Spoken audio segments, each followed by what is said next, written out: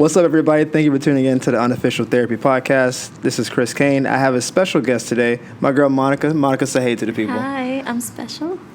Sure. It's like, you wouldn't be here if you weren't. I got a regular person here today, guys. I have a basic person here today. Okay, I'll be Anywho, she's a special person, and we're going to talk about something interesting that you've been doing recently. I think some people can benefit from it. So you've been on this digital detox recently. I think, can you tell people what that is and kind of what got you to this point? So my friend actually created this book. It's a 7-day detox from social media. So I gave up Instagram, Twitter, Facebook. Not that I use Facebook, but I gave it up anyway.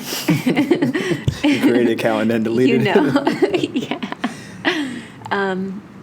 And it's just to kind of see what your time is like without all that phone usage, that has been very eye-opening, I would say. What have you discovered? What have your eyes seen with their new opening? Well, this is my second detox. Last year I did one, and that one was for 8-9 months. I think it was 9 months. And what did I discover? This year I discovered that it's just a habit to go into my phone, click on the app, and then exit out. Yeah. And it was a bit rough to see how much of a habit it was. Yeah. So I don't know if this is I don't know. There's a Seinfeld episode where George is not having sex for a certain period of time, and he gets super smart because all the time he spent thinking about it, he spent towards learning other stuff. And he just got super learned in a lot of stuff. Was it kind of like that for you, where you weren't aimlessly just scrolling and you just became a different? I think last year it was because I was more on social media. This year I would spend 5 to 10 minutes a day. But I would have a few days where I would go on in. I would just look for funny videos, look for memes, look for all that stuff just as entertainment. And then I realized this go around that I can do much more. So my days have been more busy, and I've been living more in the present. So when you're in the present and people you're around are still in social media, how's that dynamic work out? I mean, I don't judge them. I'm not going to be oh, they're on their phone, blah, blah, blah. It's literally just, it is what it is. And I'm just more aware of the people that are around me. I'm more aware of the conversations, whereas they might be half on their phone, half in the conversation. But it's not a bad thing. It's just different perspectives, Do you feel like you can't be as close to people during your detox because they're not detoxing? So it's they're still infected by the disease that you're trying to get away from a little bit? Not necessarily, only because we all have different paths and different habits. And the people that reach out to me over text or things like that are the people that I'm going to embrace. So if I don't see your stuff online, that doesn't mean I don't care. And we could be texting or, we could be having lunch. So I don't know. I don't feel closed off from the world because I'm still living.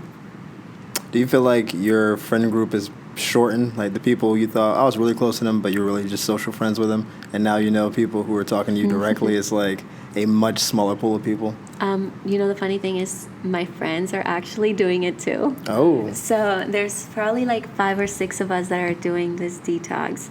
Last year I did have to get away. I cut off everything and I just worked on myself for those months. This year we're all spending time together, and tomorrow night is when we're actually going to go back online, and we're all going to hang out. And it's we did it. We followed this program that my friend created. We did it for her, and it's a celebration. So you might see some stuff online. Oh, jeez. That's a rough one, let me tell you. So your friend created this. What was your friend's inspiration for creating this? Because I understand why your journey took you here, but apparently they went through their own to create this system for you guys to kind of get away from it a little bit. Yeah, my friend, she spent time. She's from Hawaii. Ooh. Yeah, she's amazing, and her boyfriend Amber and Justin. Shout out to Amber and Justin. People love shout outs. They do. I know. No, but for real, they just spent a lot of time trying to figure out what social media is, what, she's a live streamer. She's been in that world for a while now.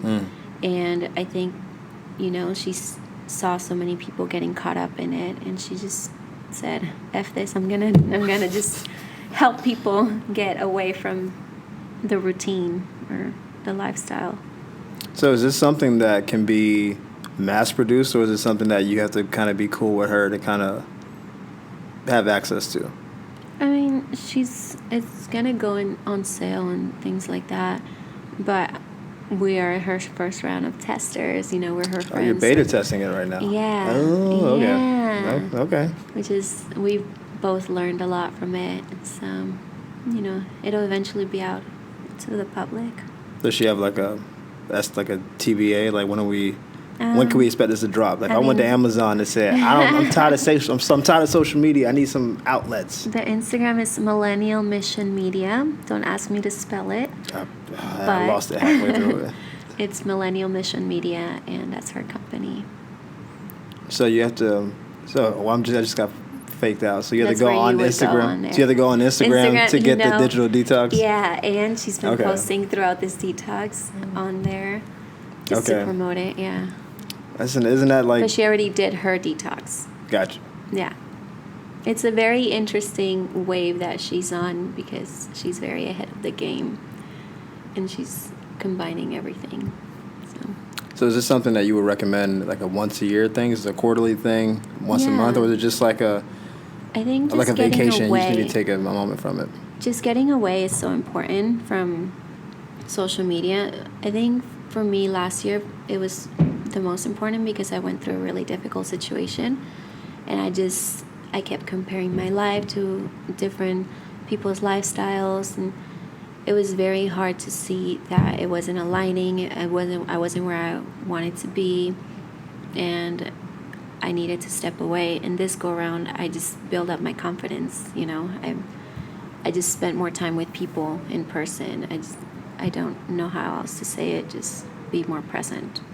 So when you got away from social media, your confidence went up because you weren't comparing yourself to the quote unquote perfect social media people with their 14 filters and 3 different apps to get the one picture with the one light, blurred faces and stuff like that, with the phone in front of it so you can't really see it. But so that made you better, not being exposed to all that stuff.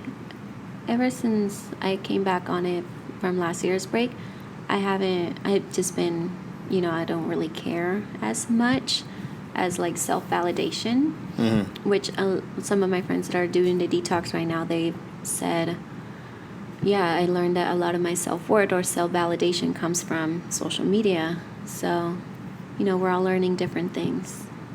So I'm intrigued. People who've listened to the podcast know I'm not a social media guy. I say it on pretty much every other podcast. Because it's such a pervasive thing. We all have to do it or whatever. Even this is going to be eventually posted to social media. So they know I don't mess with it.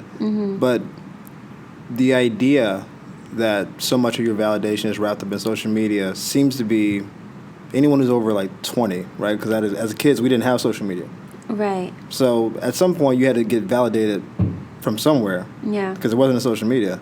So I'm more confused at how we got so far from, I guess, the real life validation, the present, as you mentioned, your presentness of whatever, to where we are now with the social media part, because there are a lot of people who don't know how to be validated without social media. Right. And I don't know if it's a skill we just lost as a newer generation because you have more options to not have to live in a real world, I guess. Or if it's just their parents. Let's say if you're 13, you've been around since Facebook came out. Right. But your mom could That's be all you know. 30. Right? So maybe your mom or dad didn't know validation well, and then you just learned it through the online channels. First of all, that's a young mom. Well, I mean, she had it at 17. That happens. 15. No, if she's 13 and mom's 30. You said 15. I was like, wow. Listen, don't do this. I'm going to go on social media and get a calculator. Don't do this. Okay, anyways. The math is solid. But what I'm saying is, let's say the mom is 20. So she's 20 years old, she's 33. That's still a pretty young mom. No, yeah. Relatively, right? So is it that social media is raising this generation now? Or is it... I mean, I believe so. I think most people are on social media, and it's very interesting to see like babies handling phones, and then They're 2-year-olds. qualified too. They're good at it. Yeah, exactly. There's kids going on YouTube and becoming popular, just making YouTube videos unwrapping toys, and then making money off of that. Social media is insane, but it's a good platform for a lot of people, as well as it causes issues with relationships, with all these other aspects in life and your perception of self. What was the question?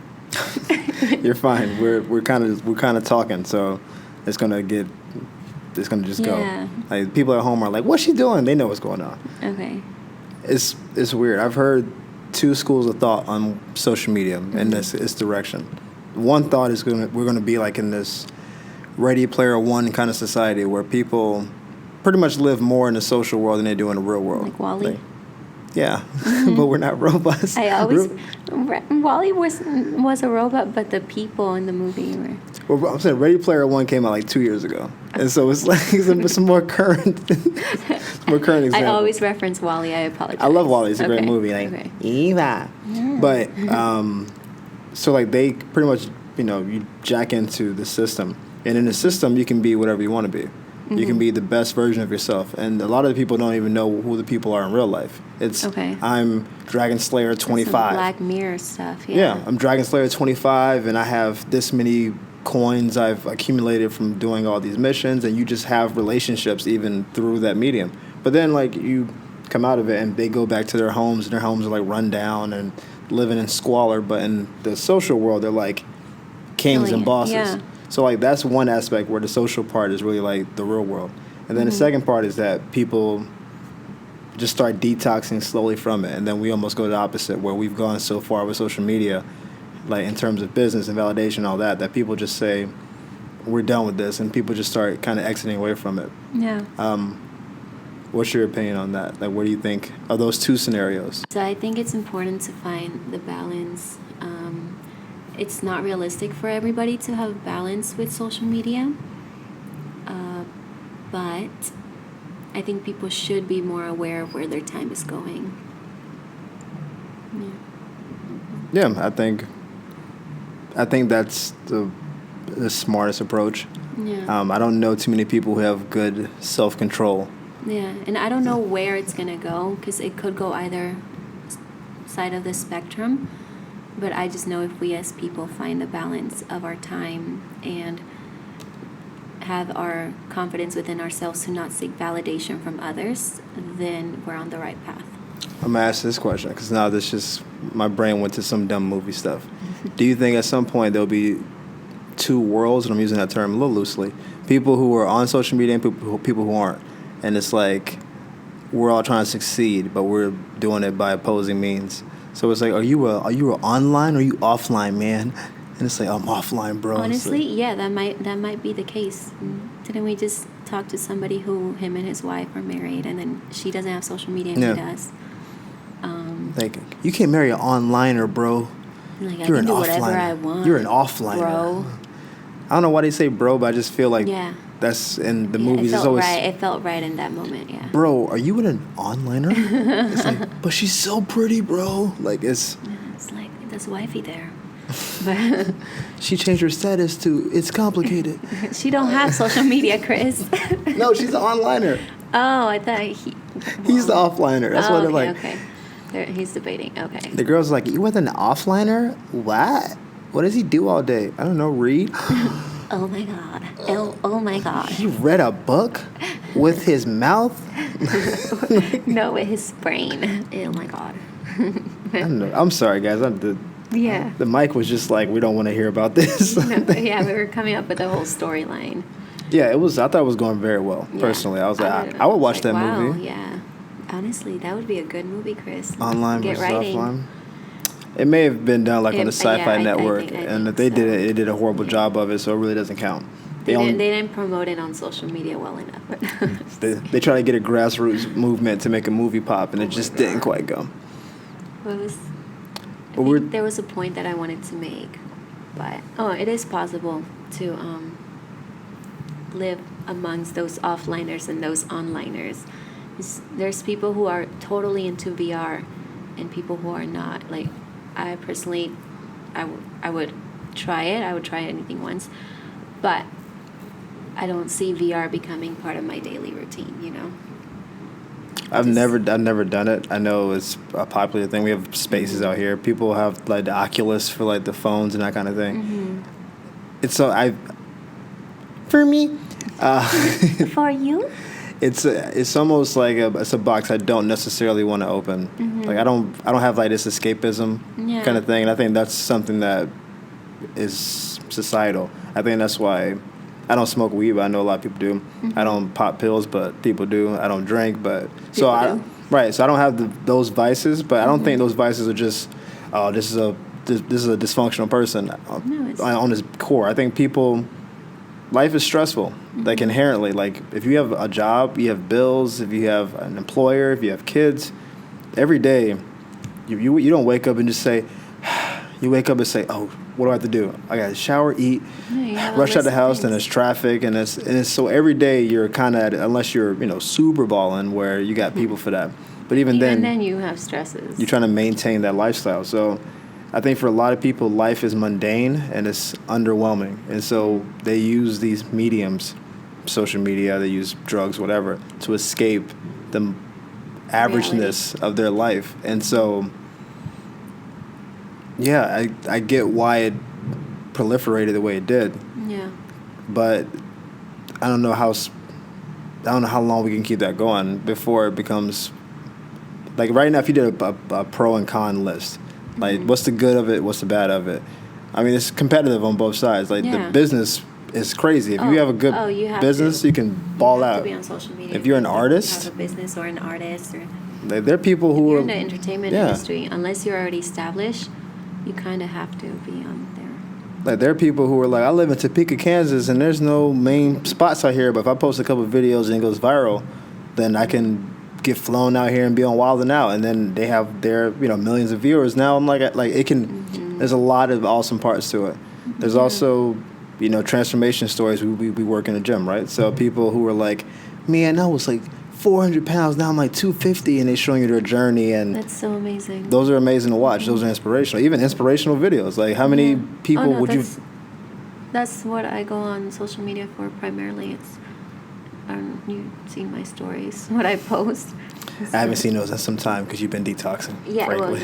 well, you know how I do. No, but seriously, I prefer to, if I'm on social media, I prefer to put things like Tony Robbins videos on my feed, or just Lisa Nichols, just people that are gonna make me move forward or help me embrace different aspects of life. That's the beauty of it. And then you have the other side of it. Occasionally, I'll do this just to see. I'll scroll. You lurk? I'm not a lurker. That's creepy stuff. That guy's one step away from stabbing somebody. I'm not. Wait, what? The lurk? Yeah, lurking. Lurking has never been acceptable. It's a term. What does it mean? Like, you kind of lurk.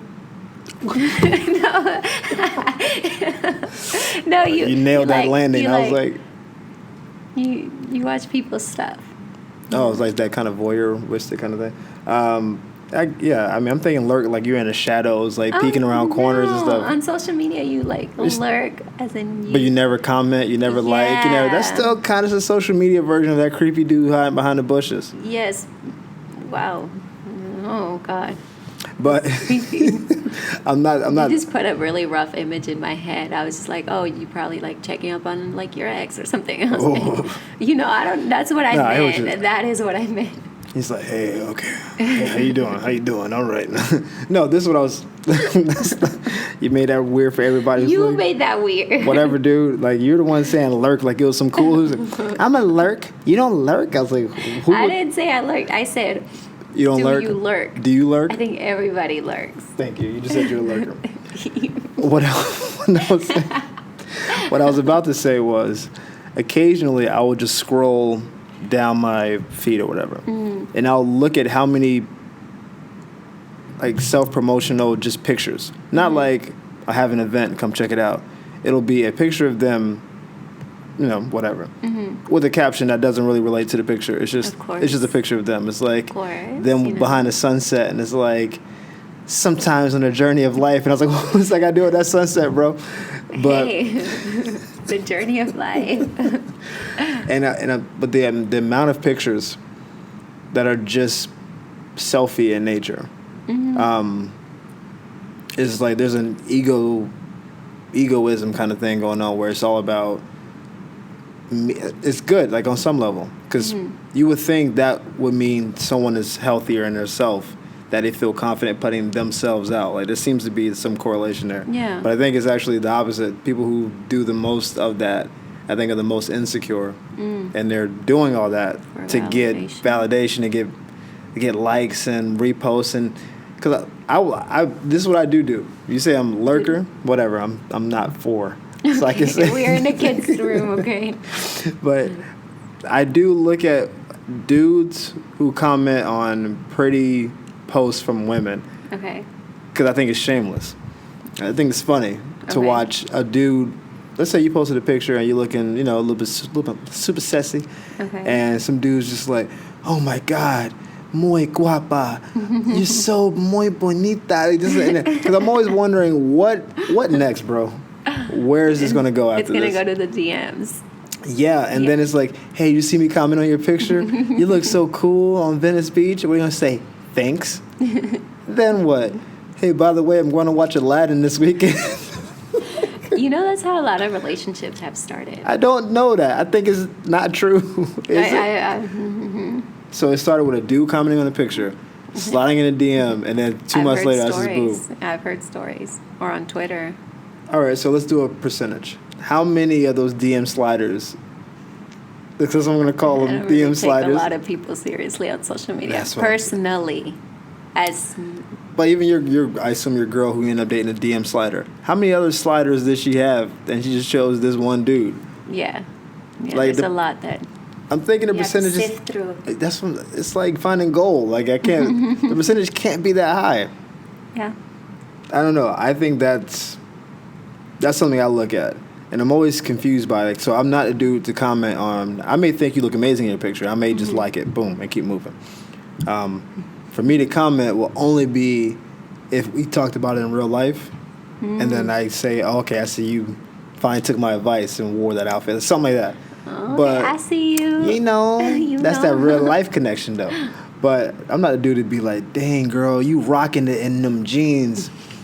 Those apple bottom jeans. The boots with the fur. I know the song. Yeah. But I don't understand it, and that's the one, I guess, guilty pleasure type thing you say, like on the lurking side. But that's more for comedic stuff. I want to use that material on stage. Because I'm never. I talk to guys who DM all the time. How often do you DM? Oh, every day. How often does it work? Whoa. 2-3% of the time. Like it's not a high percentage. They do it every day. I just don't. I don't get that part of it.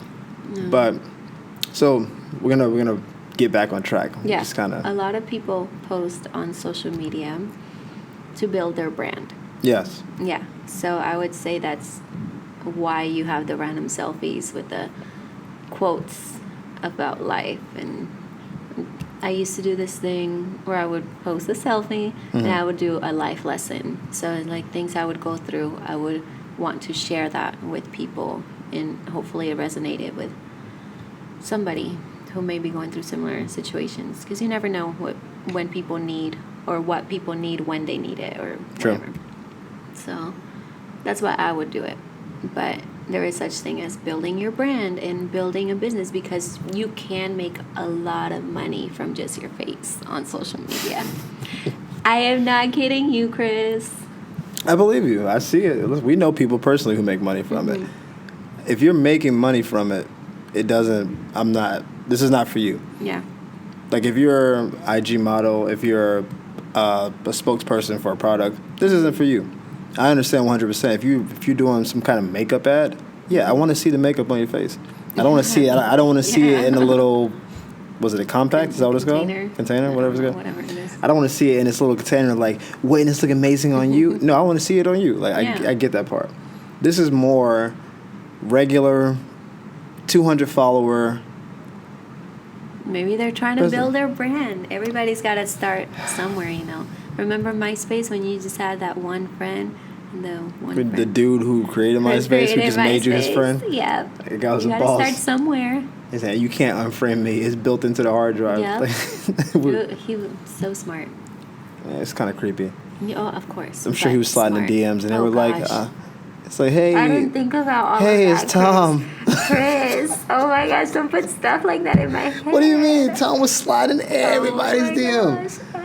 Tom was striking out like a champ, though. Wow. You know that boy was taking strikes like a man. Well, I was like very young when I created a MySpace. I was in middle school. I was not thinking about. I'm not saying Tom was a pedophile. I'm saying No. I'm saying like okay. that's not that. I wasn't going there either. Oh, I was like, don't you badmouth Tom on my podcast. No. Tom is my friend. He was mine too. My friend Tom would never do such a thing. No. I was just saying that was just not in my mind at that point. I was just trying to get on people's top 10, top 3, whatever they. I was never a MySpace guy actually, so I don't even know what that is. You didn't have it, right? That wasn't my thing. I got a Facebook. I got a Facebook in college. I went to this girl's house for like a party or something, and she was like, "Oh, I'm gonna post this picture on Facebook," and I was like, "She's like, what's your account?" And I was like, "I don't have one." And she's like, "What?" And then she built a profile for me on the spot with no picture. Wow. She just put my name and like basic information, and I didn't go on it for like 2 months. And I came back, I had like 70 friend requests, and I was like, Popular. "Oh, Mr. Popular." And then I still have a Facebook to this day. Yeah, I always tell my friends I'm not a social media like person. I don't interact a lot. I don't have my notifications on, things like that. But I love pee-pee. Oh my God! How old are you? How old are you? I love meeting. I need you to be better. The people need more from you. It was my accent started coming out. Oh my gosh. This is going to be on here forever. No, I love meeting people in person, and I love talking to them. I love knowing their journeys. I love seeing their expressions on their faces, things like that. So I may not be a social media queen, butterfly, whatever people are. But in person, like, I will talk to people. I'm more social in person. So do you have any tips on how to be a more real-life social person so you don't only be this social media person? Since you're the opposite of what I would say people just need to be curious about other people. Because, social media is a good platform for people who don't have the social skills, or who are not good in social settings to meet people. So I can see both good and bad for social media. So if you think people were better in real life, that they would be less reliant on social media? No, I think we are where we're at. That's so sad. No, because there's pros and cons to everything. There's positive and negatives, Social media has been a blessing to a lot of people who lack social skills, who don't have friends, who are bullied, Yeah. And it's also been a curse for relationships, for people's self-perceptions. I don't know. It's just how you perceive it, how you take it, and how much you work on yourself to make sure you're good with social media or without it. So do you think, because I'm trying to follow your breadcrumbs. First question. If you were in a relationship, do you think you should publicize it on social media? I'm a pretty private person. I think a lot of the friendships I have, I don't even post on social media a lot. Or there's people who I don't even follow on social media. I don't know. It's not necessary, I think a lot of problems rise from it. Or you can post, just don't post as much, It's all personal. I think the couple should make the decision together, So if there's dissension in the couples, one is, let's say, offline versus online. One is like, I want to post about you every time we do something and be like #ManCrush Monday, blah, blah, blah, blah. And the guy's just like, hey, man, you're my boo. All my friends know you. But I'm not that dude. Yeah. Then what? Then you would each have to respect each other's boundaries or each other's, because they were like that when you met, you know. Right. Why would you want to change them or maybe come to a agreement or the balance or meet each other halfway? So halfway is Don't like post as much. So halfway is you can post about me, but I'm not gonna post about you. Yeah. Honestly. Okay. Yeah. It's not like this again. There's no right What do answer. you think? I am a pretty private. I'm a bland person on social media. People who know me in real life don't like my social media because it doesn't reflect who I am. I post maybe twice a week. I'm not good. When I have a show, I post more about the show. I know your social media. Yeah, but some of them may not. So I'm giving them a. I'm more likely to post pictures of like my nieces and nephews or like just a flyer for a future show than anything about me. I don't know how often I was like, "Yo, this is your boy doing your boy stuff," because that's not really my personality type. I've been in a relationship on social media and I wasn't a big poster. I would do it occasionally for like big events, like if we, I don't know, went out to like some fancy restaurant, we got dressed up, like that's cool because we both look good and she's all super sexy, looking cute. All right, cool, we can post that. Or you know, if it's like I want to shout her out, like on her birthday especially, that's a big deal. But I'm not the everyday woman crush Wednesday.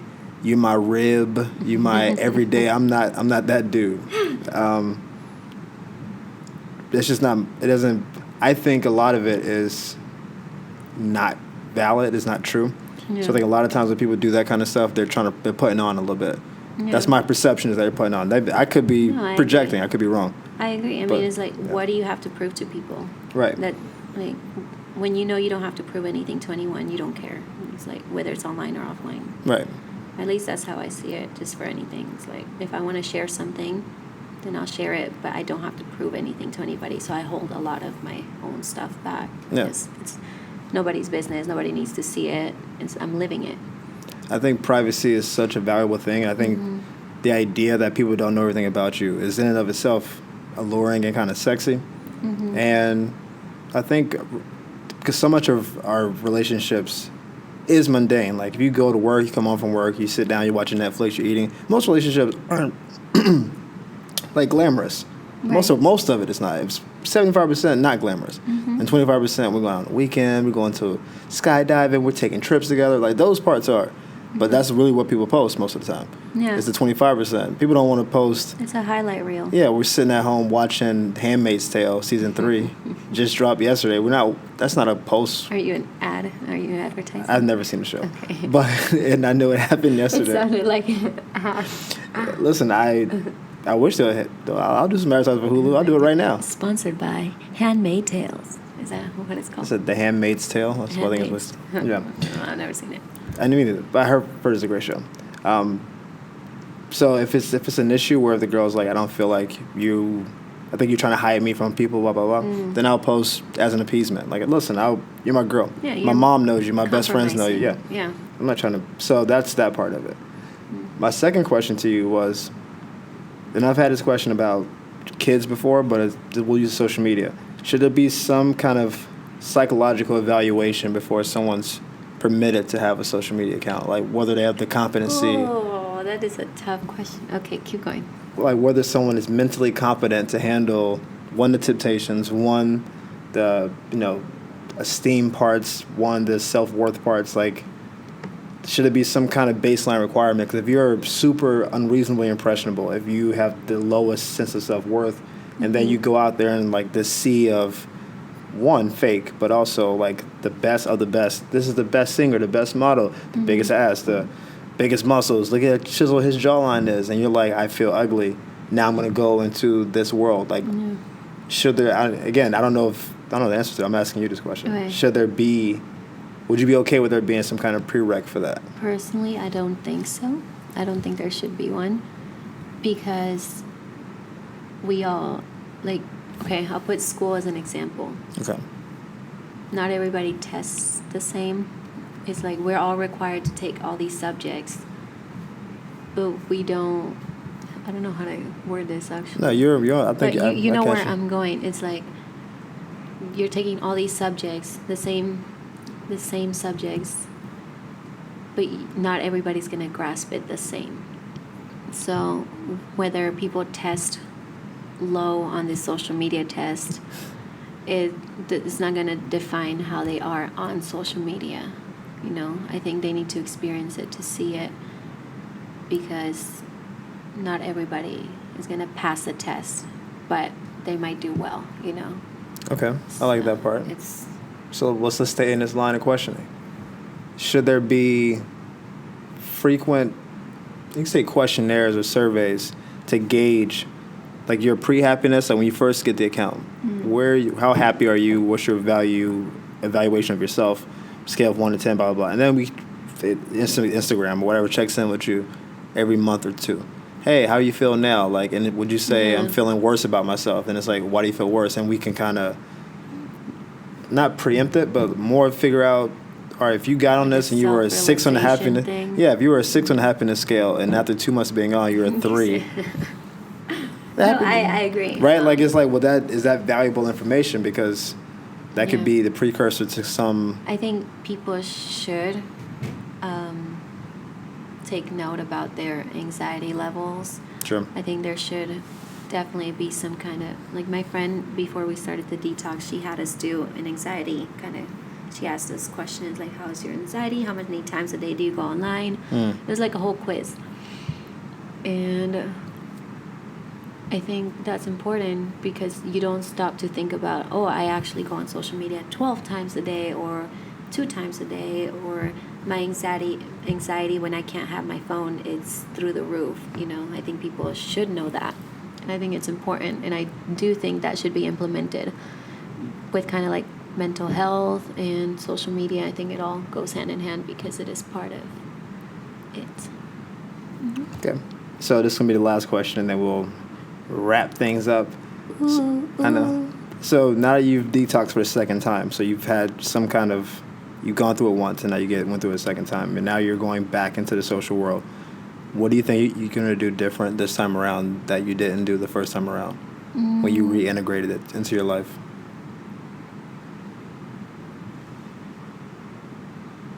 What do you mean? So the first time you did it, you said you were off for almost like 9 months, and you really grew as a person. You worked on yourself, and when you came back, you were a higher, better version of yourself than you were before you left. So now you've left again for this, albeit a shorter time, but now you went to a higher level from last year, got back on social media, got back off, but you're coming back in at a higher level than you did the last time, right? So, like, now that you're getting back into it, are you going to monitor your habits even greater? Are you going to, like, limit your days and usage? Or are you going to just go back into it the way you were before? I think I was in such different places both years. Last year, okay, so I was in such different places both years. Last year, it was a very bad place in my life, and I needed it. This year, I didn't need it, but I wanted to be aware of my habits. So this year, I am going to stay on social media more. I'm going to, use it for better things, more like business, more, sharing my thoughts, and maybe it'll resonate with people. But I won't see my self-worth from it, because that, doesn't define who I am, or it's not part of where I'm going. It is part of where I'm going, but I don't know how to say it. It doesn't define me as a person, and I won't use it to build my confidence. I will work on that separately. So, what's different is just I'm more aware of my time. But that's it. Okay. Yeah. Awareness is key. That's a big deal. I know phones started doing this thing now where it tells you how often you use it a week. Like, oh, you use your phone for 9 hours per day, and I was like, man, that's a long time. It's very eye-opening. It's like up 10 hours from up 10%. I'm like, oh man, and I think that's their low-key way of trying to hey, you kind of messed it up a little bit. Yeah. 15 hours on your phone, bro? Really? Like that kind of situation. So I think you're right. If someone, we'll come back when we have the detox available to people, because I don't want to even put links and all that stuff out, because we don't have it yet. When it's done, we'll have you back on, and we'll talk about now where you can get it from, and maybe it may be a stocking stuffer. Yeah. For like the 14-year-old in your life. Little stocking stuffer. Are you on social media too much? Try this book.